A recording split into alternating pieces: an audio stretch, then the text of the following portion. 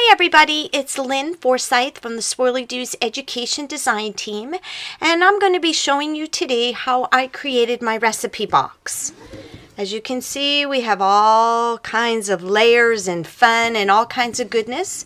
So get your creative cap on and let the creating begin. This is what the sides of my box look like, and in order to achieve this look, I began with torn pieces of dictionary paper in which I laid down a liberal swath of multi-medium. I'm not going to cover the little pegs that are going to that are a part of the cover. So we're going to cover this. And then I took my pieces of dictionary paper and just kind of crunched them up because I find that when they're crunched, it's easier to kind of squinch them up.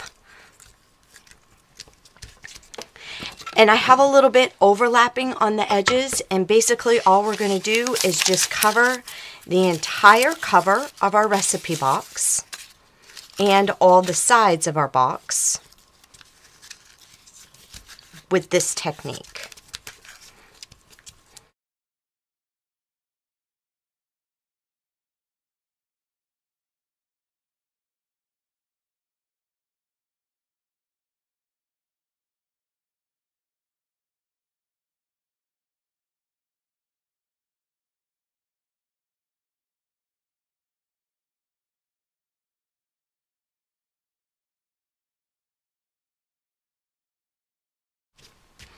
Okay, so now that I have everything adhered down, I'm going to kind of pick this up and look for the places that are kind of not adhered so well and just add a little bit of the gel medium in there because we want all of this all stuck down.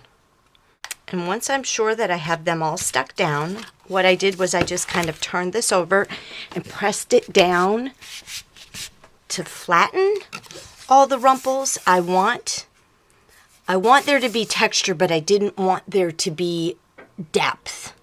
So now what I'm going to do, I have my oven turned on to 200 degrees because there are a lot of drying layers on this. And I'm just going to pop it into my oven for about 5 minutes and let this all dry, and we'll come back with the next step. I've pulled my cover out of the oven. Be warned that it will be rather warm when you get it out of there, but that's okay. It's better than having to wait 3 hours for this to dry. So the next thing I did was I just went along the edges and tore off the additional dictionary paper. So now I've torn all the edges. I went around to a lot of the spots and picked it up to make sure that everything's all nice and glued down. Now, if there were some areas that just didn't tear well like this, you can take a pair of scissors and go along and cut like this, or you can take a piece of sandpaper or a sanding block and just go around the edges. And that nicely cleans it all right up and brings it right close. Plus, it still gives you a little bit of that kind of torn edge look. Now, as I was thinking about this, and this being a recipe box, I knew that the dictionary paper would be very porous. So then what I decided to do was to create a sealer for the cover of this. So then what I did was I took a little bit of the gel medium matte, and I took a little tiny smidge of the golden bamboo that came in one of our past kits, and I put it in here and it colored the gel medium. So therefore, all I'm going to do now is I'm just going to go over top of the entire dictionary paper to seal this cover. And I did this on all sides of my recipe box.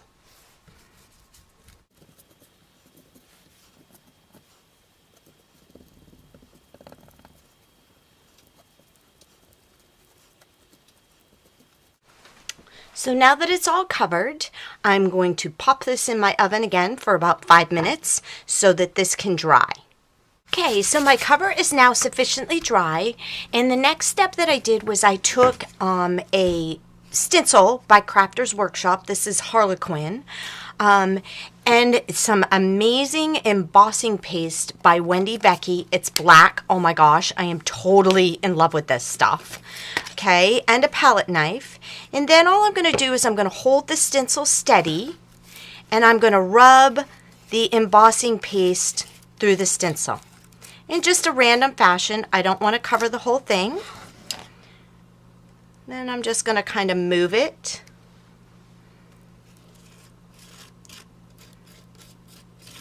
As such.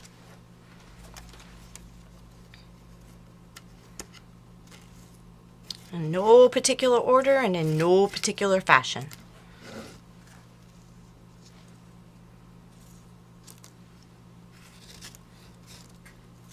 Okay, so there we have that. And now I'll scrape off the leftover embossing paste, put it back in, and I'm going to pop this little ditty into the oven to dry. Now that that layer is successfully dried, I'm going to use some Silks acrylic glaze. This is Emperor's Gold. I'm kind of getting down to the bottom, so I'm going to use my palette knife. Just take a little bit out, place it on my craft mat. And then what I'm going to do is I have a bag full of sea sponges, and I'm just going to take this and in a random fashion, I'm just going to blot on some of the glaze. Obviously, that was not enough.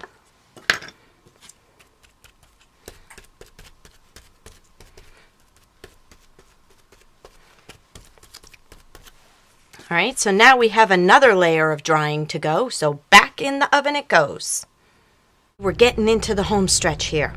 Now my little cover has come out of the oven one more time, and the next thing I used was Radiant Rain Color Concentrate. You can use any mist or anything that you have, but this is what I used, and I squeezed a puddle onto my craft mat, and then using a fan brush I dipped up the stuff, and I just in a random fashion just kind of smeared it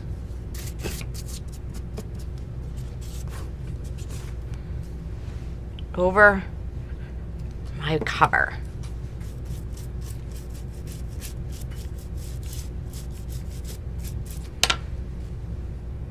And then the next thing that I did was I took a bottle of Solar Gold Shimmering Mist and just sprayed the entire cover, and look what that does. Oh my gosh, it's just the coolest.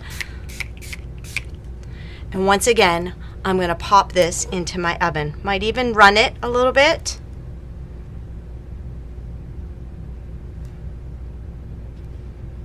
And now I'm going to pop that into the oven to dry. Okay, so there you have it, the finished cover. Now I'm going to paint the edges with some black gesso, and then what I want to do with the underside of this is Canvas Corp makes a chalk stock, in which I want to put on here so that I can write little messages about my recipes or whatever, or the dinner schedule or whatever I want to do. And also the openings on my recipe box will also be with the chalk stock. But right now I just put in black basil to give it a finished look. So we're going to just paint around the edges here, and then we're going to compile the cover. So there are these Prima resins in the kit, and to kind of tone them down as the white really isn't doing my heart any good, I took a little bit of the Silk Glaze, just dipping my hand in there. I'm just kind of rubbing it onto the resin embellishment. Kind of more of a dabbing process, because if you rub, it doesn't stick to the flat surfaces. That's going to go in the corners. I have one here. So the recipes and belly that came in the kit, I just painted with the black gesso, and I'm going to stick down here. And then for the cover, what I did, once again thinking that this is a kitchen item that really needs to be protected, I took the flowers from the kit. This is the pink Kaiser flower, and dipped it in some beauty, and then brushed on, whoops, sorry about that, brushed on some of the Silks acrylic glaze. Here's another one. This one was actually colored using some mist. This is using the papers that came in the kit, as is this one, along with this one. And then what I did was using a die, I cut out these beautiful flourishes. Now these are out of the paper, and dipped them in the UD, and then took some of the pretty Peridot silk acrylic glaze and kind of rubbed that on there.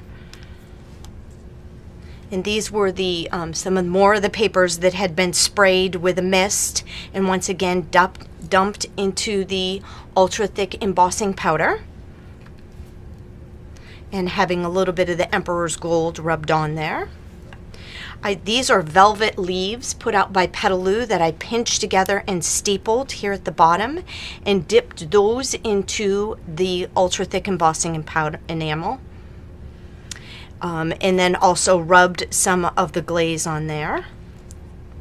And these are also Petaloo flowers, and this is the cute little embellies from Prima that came in the kit, and I stuck them in the center of the flowers. A little bit of ribbon here, and I will have created the cover to my box. The flourishes that I created, it was cut out of the Fab Scraps paper. Then I used a bit of the Radiant Rain Color Concentrate Cinnamon to match what I had done on the covers and the sides. And covering both sides of this. And then you'll want to make sure that this is definitely dry. If you place a wet anything, flower, embelly, any of that into the UD, then you're going to end up with a really bubbly, strange concoction. So I'm going to place this in the oven to dry it, quick dry it, and then we'll dip it into the ultra thick embossing enamel. So I have my melting pot set on UTEE, UD, and then here is the ultra thick embossing enamel that I used, clear, but you will notice that mine's kind of yellowed now, and that would be because of the inks that were on the papers and things that I dipped in here. So anyways, here is the cut flourish that I had, that I put the color on. It is thoroughly dry. Now, I think that this is going to prove me a liar, because I think even though this is totally dry, when I dip it in here, it's going to bubble. And there it goes. Now, prior to dipping that in here, I did bend my leaves, and you'll want to kind of get some of the excess off of here. Make sure that all the little leaves are covered with the embossing enamel. Try not to get this on you, because this is very hot. It's very similar to hot glue. So I'm going to hold it just for a second to let it set up, because I really don't want to set it down and get flat spots. And it's not quite ready yet. So I'll just set that to dry. Actually, not dry, but totally cool off. So I just pick the extra off of the tweezers, and this will come right off. With my scissors, I'll cut this extra bit off here. So here I had this beautiful flourish, and then I'm going to take a little bit of my silks glaze and stick in my finger in there. I'm just going to rub a little bit on here so that it can stay a little consistent with everything else that's on there.